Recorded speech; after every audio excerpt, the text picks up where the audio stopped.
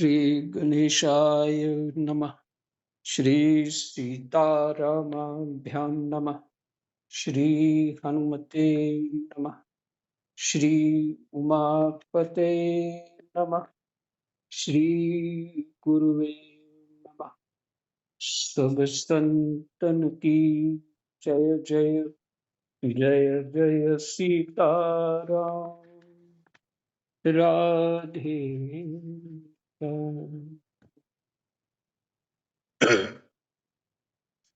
श्रीमद् भगवद गीता जी 16वां अध्याय।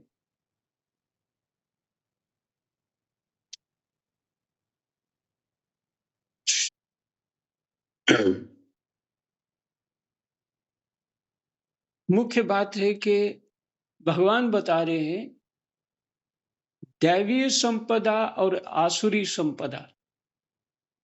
इसका अर्थ है कि देवता लोग कौन है, देवताओं का जैसा व्यवहार किसका है और असुरों जैसा व्यवहार किसका है। लगभग 99% लोग नहीं जानते कि हम जो कर रहे हैं वो असुरों जैसा व्यवहार है। हम जो कर रहे हैं वो असुरों जैसा व्यवहार है, वो देवताओं जैसा व्यवहार नहीं है। इसलिए 16वां अध्याय का जो दैवीय संपत्ति के पहले माने देवताओं जैसे गुण पहले 3 श्लोक में है और उसके बाद जो श्लोक हैं वो है आसुरी संपत्ति, माने असुरों जैसा व्यवहार, असुरों जैसी सोच, असुरों जैसी भावनाएं, असुरों जैसी बुद्धि और असुरों जैसे कर्म, असुरों जैसा ज्ञान, ये सब उसमें 16वें अध्याय में ये पाठ चल रहा है। तो वो लोग असुर लोग जो हैं 2 प्रकार के हो गए ना, एक तो नास्तिक होते हैं और एक आस्तिक भी होते हैं।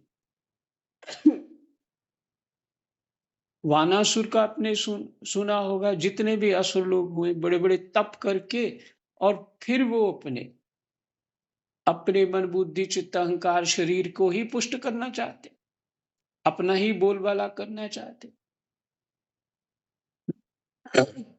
तो ये वो भगवत प्राप्ति नहीं चाहते और जो दैवित्व जो भाव है, दैव भाव है, दैव संपत्ति है, वो परमात्मा की प्राप्ति के लिए।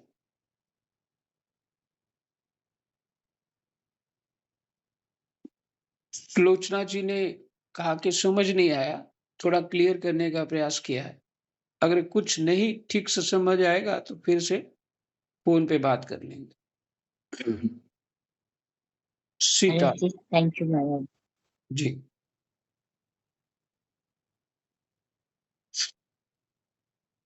संख्या 9।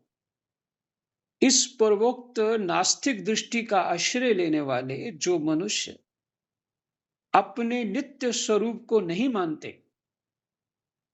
वो शरीर को ही सब कुछ मानते हैं, आत्मा को मानते ही नहीं।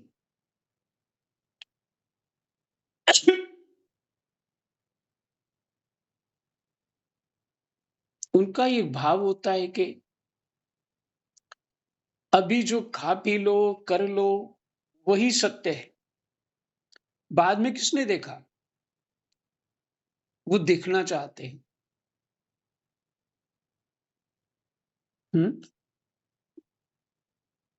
इसलिए शास्त्र जो है वो हमारी आंख है, वही दिव्य दृष्टि है। शास्त्र से बहुत कुछ जाना जा सकता है, शास्त्र ठीक से समझ में आ जाए। यहां तक मैं ये कह सकता हूं, गीता जी का अच्छी तरह अध्ययन यदि हो गया,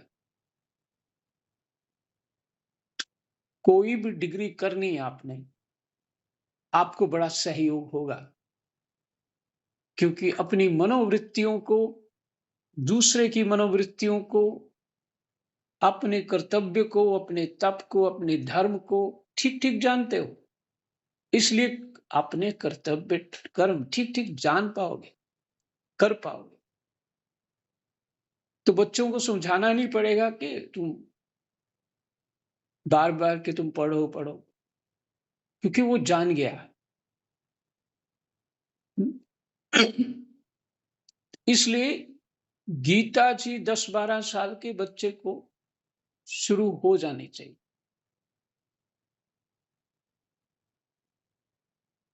अपना धर्म, अधर्म, अपने कर्तव्य, अपना चरित्र, सब कुछ उसको ज्ञान होगा तो तभी ना विचार कर पाएगा। वो ज्ञान उसी को समझता है कि टीवी में जो देखा, मोबाइल में जो देखा, बस वही ज्ञान है। हुँ, तो उसकी उसकी मनोवृत्ति उधर चल पड़ती है।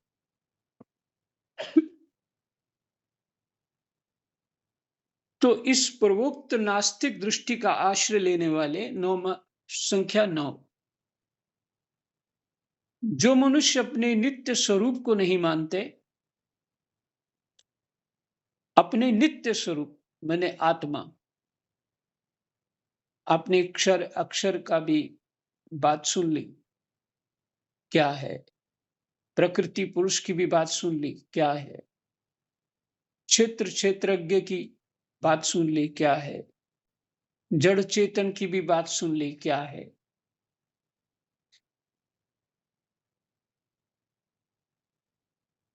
तो हम चेतन स्वरूप हैं, नित्य स्वरूप हैं, वही तत्व हैं।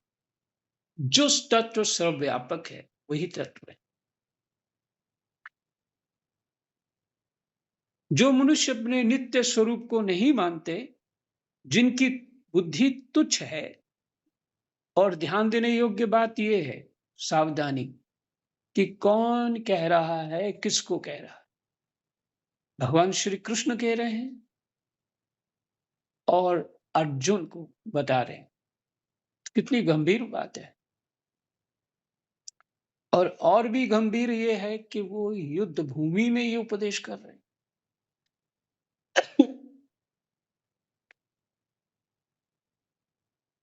और साधारणता हमारी ये दृष्टि रहती है कि हम सारे कर्तव्य कर लें, उसके बाद शांत होके भजन करें। तो कोई शांत होता ही नहीं और भजन होता नहीं। नहीं, यदि वो युद्ध में भी वो ज्ञान प्राप्त कर सकता है, तो हमारी तो ऐसी स्थिति नहीं है। हमारी स्थिति तो बहुत अच्छी है।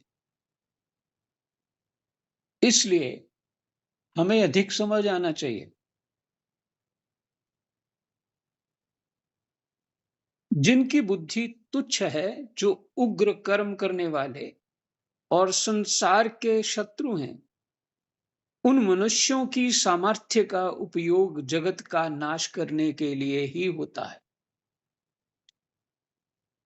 उग्र कर्म करने वाले संसार के शत्रु हैं। बिल्कुल, उन मनुष्यों की सामर्थ्य का उपयोग जगत का नाश करने के लिए ही होता है। क्या वो नाश करते हैं? कभी पूरी ना होने वाली कामनाओं का आश्रय लेकर दंभ, अभिमान और मद में चूर रहने वाले तथा अपवित्र व्रत धारण करने वाले। अपवित्र व्रत क्या है? अपने आप को कुछ मान लेना और उस तरह के डिसिप्लिन या उस तरह के अहम के साथ अपने को शान बढ़ाते रहना, ये अपवित्र व्रत है। जो हमारे अहंकार की पुष्टि करता है, अहंकार को विलीन नहीं करता।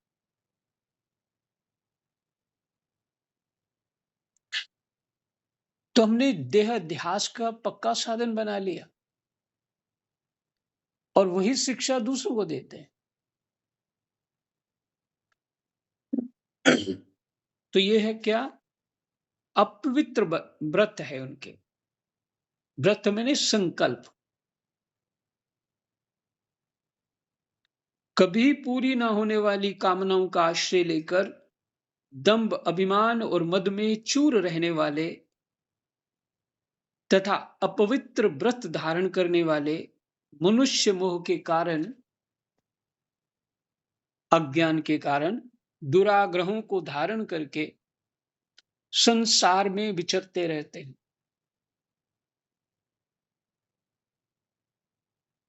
मैं अच्छी पोस्ट ग्रहण करके फिर क्या करूंगा? खूब पैसे कमाऊंगा, खूब दुनिया पे कंट्रोल करूंगा, खूब मौज मस्ती करूंगा। बताइए, ये जो व्रत ले लेते हैं हम, ये ये किसका कल्याण करने वाला है? क्योंकि पहले ही संकल्प है कामनाओं का, दूसरे के प्रति सेवा बुद्धि का थोड़ी है।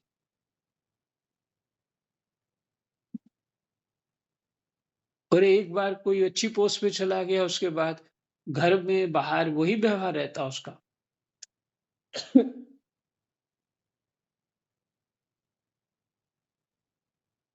वे मृत्यु पर्यंत रहने वाली अपार चिंताओं का आश्रय लेने वाले, पदार्थों का संग्रह और उनका भोग करने में ही लगे रहने वाले, जो कुछ है वह इतना ही है ऐसा निश्चय करने वाले हैं। जितना संसार को जानते हैं, बस यही सब कुछ है। अपने लिए और अपनों के लिए, अपने नाम के लिए वो इस तरह के संकल्प करते रहते, उसी के लिए दौड़ते रहते।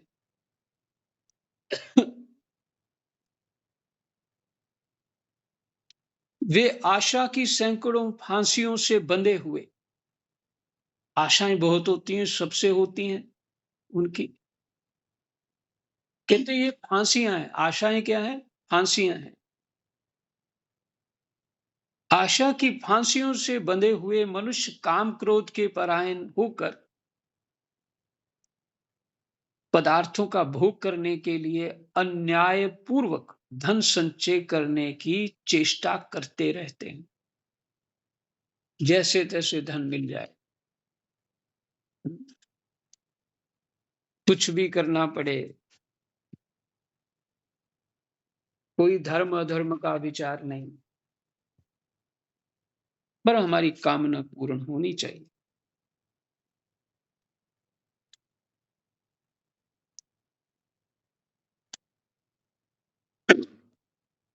संख्या 13।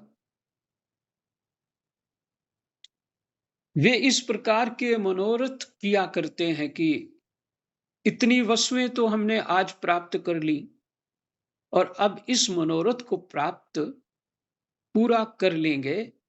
इतना धन तो हमारे पास है ही, इतना धन फिर भी हो जाएगा, धीरे धीरे और बढ़ जाएगा। तो अगला जन्म लेने की तैयारी कर रहे हैं। वो अपना मोक्ष नहीं चाहते, वो इसी को ही सार मानते हैं। पर इतना धन बुढ़े होके हो भी जाएगा तो क्या करोगे उसको? जीवन किसके लिए, ये विचार ही नहीं किया।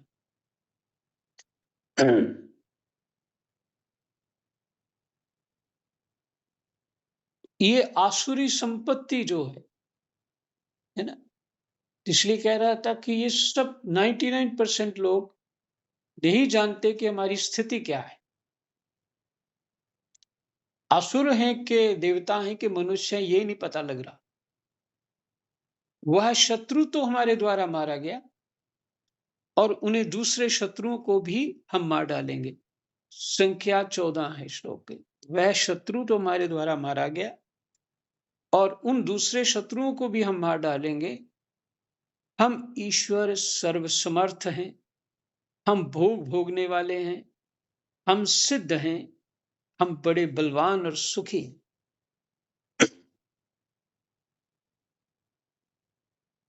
संख्या 15। हम धनवान हैं, बहुत से मनुष्य हमारे पास हैं, हमारे समान कौन है? हमारा तो बहुत नाम है। हम खूब यज्ञ करेंगे, दान देंगे, मौज करेंगे। इस तरह वे अज्ञान से मोहित रहते हैं। यज्ञ करेंगे, पैसे आ गए, यज्ञ करेंगे, दान करेंगे, मौज करेंगे, धर्म भी कर लेंगे बाद में। अभी तो लूट लो। ऐसी कामनाओं वाले, ऐसे विचार वाले, ऐसी आशाओं वाले, कामनाओं के कारण संख्या 16 है। कामनाओं के कारण तरह-तरह से भ्रमित चित्त वाले, मोह जाल में अच्छी तरह फंसे हुए तथा पदार्थों और भोगों में अत्यंत आसक्त रहने वाले मनुष्य भयंकर नरकों में गिरते। यही लोग गिरते हैं। कामनाओं के कारण तरह तरह से भ्रमित चित्त वाले, जिधर देखा कुछ लाभ हो रहा है या कुछ मौज आ रही, उधर ही भाग पड़ते हैं। मोह जाल में अच्छी तरह से फंसे हुए तथा पदार्थों और भोगों में आसक्त, अत्यंत आसक्त रहने वाले मनुष्य भयंकर नरकों में गिरते। उस समय विचार कर लेते हैं, किसने देखा नर्क, तो वो दिखा देगा जिसको दिखाना है, यमराज।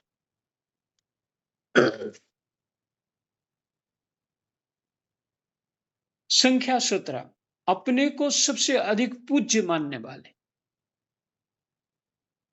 अकड़ रखने वाले तथा धन और मान के मद में चूर रहने वाले, वे मनुष्य दंभ से अविधि पूर्वक नाम मात्र के यज्ञों से जजन करते हैं। नाम मात्र यज्ञों से जजन करते हैं। यज्ञ कर रहे हैं जी,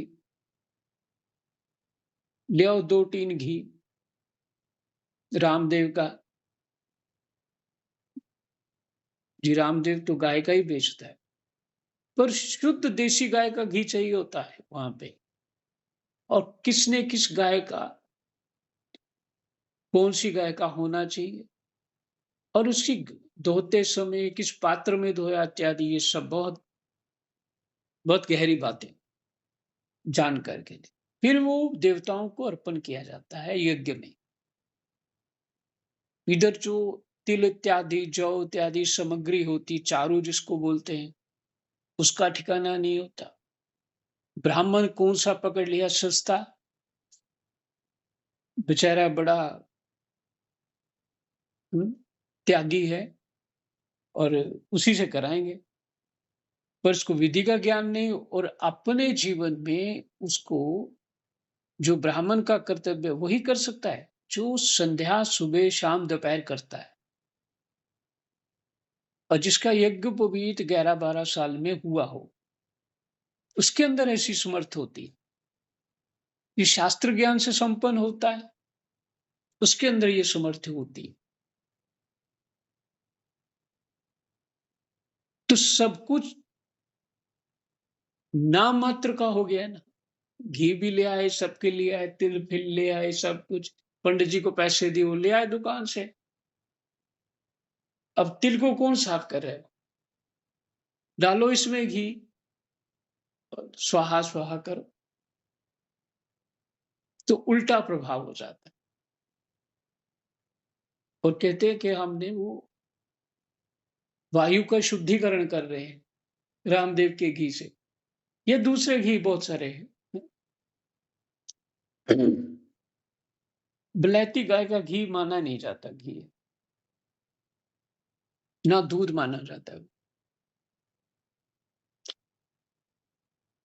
तो वो क्या करते हैं, अकड़ रखने वाले तथा धन और मान के मद में चूर रहने वाले, वे मनुष्य दंभ से अविधि पूर्वक नाम मात्र के यज्ञों से जजन करते हैं।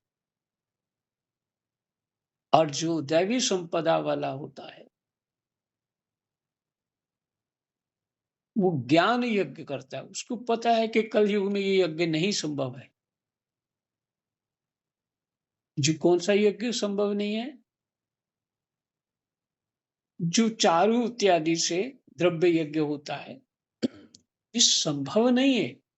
माने करे तो हो सकता है जीव ऐसी कलेक्शन करे धीरे-धीरे, जिसे शास्त्रोक्त जितनी बातें उसको पूरा कर ले, तो फिर तो हो सकता है। परंतु इस स्तर में जो कलयुग की स्थिति है, उसमें कैसे संभव है?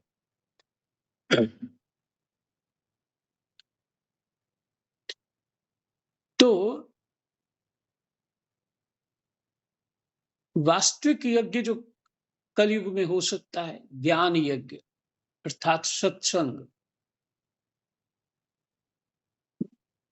अपना संयम, ये इंद्रिय यज्ञ हो गया। अपने मन पे नियंत्रण, ये तप यज्ञ हो रहा, ये भी यज्ञ है। और बुद्धि को सत्संग देते रहना, ये भी यज्ञ है। जो नियम लिए जाते हैं, उनको ठीक से यजन करते रहना, ये यज्ञ है। ये सारे बहुत प्रकार के यज्ञ हो गए। सेवा यज्ञ, जैसे कर्म योग है, सेवा यज्ञ है। भक्ति भी यज्ञ है और ज्ञान भी यज्ञ है। नाम जप यज्ञ है, स्तुति इत्यादि करना भी यज्ञ है। तो जो हो सकता है वही करे। इसलिए महापुरुष कहते हैं, कलयुग केवल नाम आधारा, सुमिरि सुमिरि नर नर उतर ही पारा। तो तो धन कमा के हम बढ़िया सा मंडप बनाएंगे और अच्छे पंडितों के कपड़े वपड़े ठीक है, सब ऐसे श्लोक अच्छे बोलते हैं, इससे कुछ नहीं हो। उनका आचरण कैसा है, उनका जीवन कैसा है, ऐसे ब्राह्मण द्वारा आहुति कराई गई जो है वो लाभ करती।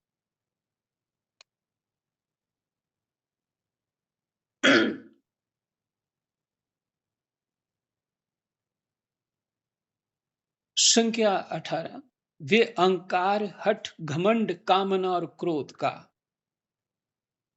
कि उनको कोई बात नहीं मानेगा तो दबदबा तो बनाना ही उनको। अहंकार और क्रोध का आश्रय लेने वाले मनुष्य अपने और दूसरों के शरीर में रहने वाले मुझ अंतर्यामी के साथ द्वेष करते हैं। इसलिए भगवान कह रहे हैं, अर्जुन मामन स्मर युद्ध च, राग द्वेष से युद्ध नहीं करना, धर्म के लिए करना, कर्तव्य रूप करना। तो मुझ अंतर्यामी के साथ द्वेष करते हैं, क्योंकि मैं दूसरे से द्वेष करूंगा, किससे करूंगा? भगवान से ही करूंगा। इसलिए कहा क्षमा परमो धर्म, क्षमा ही परम धर्म है। किसी के दिए हुए किसी प्रकार के कलेश को तुम क्षमा कर दो, यही तुम्हारा तप है। क्षमा भी यज्ञ है।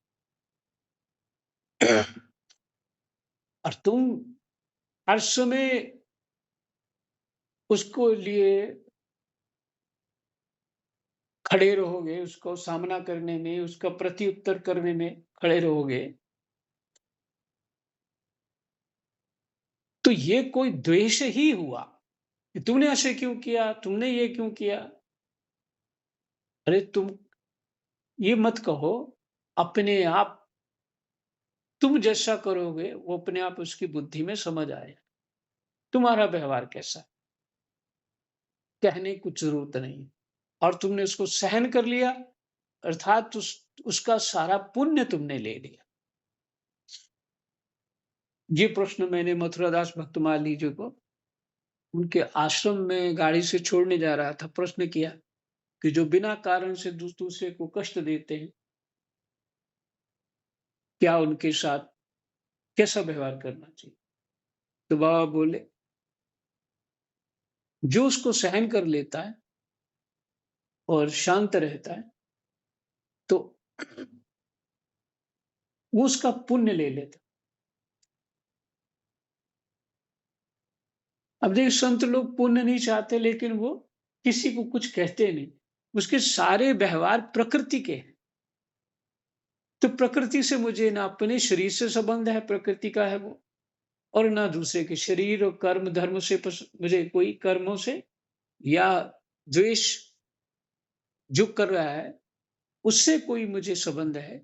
मेरे प्रति उसको द्वेष है, कोई टेंशन नहीं है मेरे को, क्योंकि वो प्रकृति का स्वभाव है। सत्व रज तम गुण वाली प्रकृति है, तो रजोगुण तमोगुण आ गया तो वो तो कहीं ना कहीं रहेगा। पर मेरी दृष्टि तो सब में उस आत्म तत्व के दृष्टि है। भगवान कहते हैं सही वही देखता है जो गौ हाथी हम्म, और ब्राह्मण चंडाल इत्यादि में एक को देखता है, वही देखता है, उन शरीरों के गुण धर्म को नहीं देखता। तो सहन किया, तो विचार ये है तो कौन सी बड़ी बहादुरी की, प्रकृति ही सहन कर रही है। हमारा शरीर सहन, हमारी मन बुद्धि सहन, ये प्रकृति प्रकृति प्रकृति में बरत रही है, उसमें तुम्हारा और क्या जा रहा है। तो आत्म तत्व में दृष्टि रहे कि मैं तो सच्चिदानंद हूं, इससे मुझे क्या प्रभाव हो सकता है। इसलिए द्वेष किसी से भी नहीं करना चाहिए। हर स्थिति में अपनी बुद्धि प्रसन्न चित्त रहनी चाहिए। ये हमारा कर्तव्य है, यही हमारी साधना है। हर स्थिति में प्रसन्न रहनी चाहिए। नशेड़ी की तरह, नशेड़ी वो भांग शांग पी लेते हैं, मस्त रहते हैं, किसी की बातों से नहीं प्रभावित होना, किसी के व्यवहार से प्रभावित नहीं, क्योंकि मैं शरीर नहीं। ये प्रयास तो करना ही पड़ेगा। इसलिए वो दूसरे के गुण और दोषों में दृष्टि नहीं दे रखते। वो अंतर्यामी से द्वेष नहीं करते। उन सीताराम संख्या 19, उन द्वेष करने वाले, क्रूर स्वभाव वाले और संसार में महान नीच अपवित्र मनुष्यों को मैं बार बार आसुरी योनियों में ही गिराता रहता हूं। ये नियंत्रण भगवान के पास। कहते ठीक है, यही पसंद है तो इसी योनि में रहो, जो तुम्हें प्रिय लगता है भगवान तो वही देते हैं। सीताराम संख्या 20, हे कुंती नंदन, वे मूढ़ मनुष्य मुझे प्राप्त ना करके ही जन्म जन्मांतर में आसुरी योनियों को प्राप्त होते हैं, फिर उससे भी अधिक अधम गति में अर्थात भयंकर नरकों में चले जाते हैं। कि शरीर को लेकर ही उनकी बुद्धि चलती है, तो सुख दुख को ही सब कुछ मानते हैं। तो गति ऐसी पशु योनियों में, फिर और नीचे सांप बिच्छू इत्यादि में, और नीचे नीचे फिर पत्थर इत्यादि में भी बन जाती उनकी गति। सीताराम नरकों में जाते हैं, फिर उससे भी अधिक अधम गति में अर्थात भयंकर नरकों में चले जाते हैं। सीताराम संख्या 21, काम क्रोध और लोभ, ये तीनों प्रकार के नरक, काम क्रोध और लोभ, ये तीन प्रकार के नरक के दरवाजे जीवात्मा का पतन करने वाले हैं। काम में नहीं, इच्छाएं, कामना, क्रोध बुद्धि को बंद कर देता, भ्रष्ट कर देता, और, और लोभ, किसी प्रकार का भी लोभ हो, ये तीन प्रकार के नरक के दरवाजे हैं, क्योंकि बुद्धि में, बुद्धि को सम नहीं रहने देते, बुद्धि के प्रकाश को ढक देते। ये तीन प्रकार के नरक के दरवाजे जीवात्मा का पतन करने वाले हैं। इसलिए इन तीनों का त्याग कर देना चाहिए।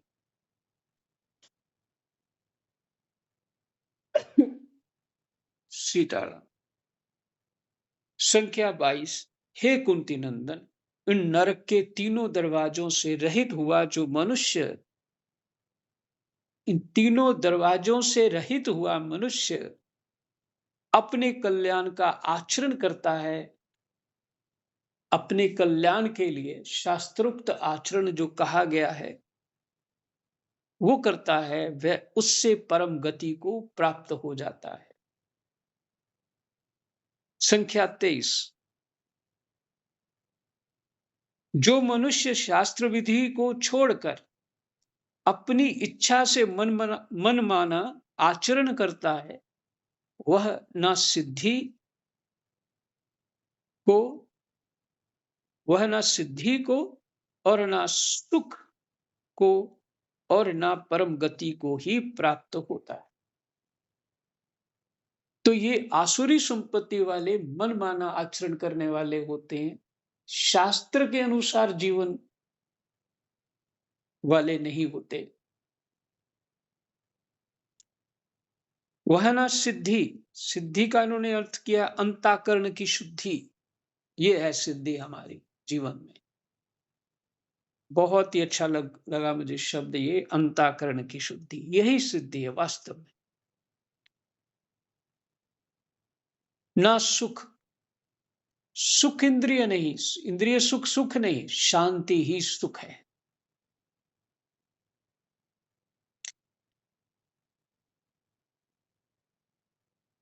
न अंतःकरण की शुद्धि को और न शांति को और न परम गति को ही प्राप्त होते हैं जो शास्त्र विधि को छोड़ देते। संख्या 24। अतः अर्जुन को कह रहे भगवान, अतः तेरे लिए कर्तव्य अकर्तव्य की व्यवस्था में शास्त्र ही प्रमाण है। क्या करना चाहिए क्या नहीं करना चाहिए, शास्त्र ही प्रमाण है। ऋषियों ने तो वेद को विस्तार करके सरल करके शास्त्र का निर्माण किया, रचना की, सभी जीवों के सुख के लिए। बस उसी को ध्यान नहीं देना है, पर अपने दुखों को दूर करने में सारा जीवन बिता देना। अतः तेरे लिए कर्तव्य अकर्तव्य की व्यवस्था में शास्त्र ही प्रमाण है, ऐसा जानकर तू इस लोक में शास्त्र विधि से नियत कर्तव्य कर्म करने योग्य हैं। अर्थात तुझे शास्त्र विधि के अनुसार कर्तव्य कर्म करने चाहिए।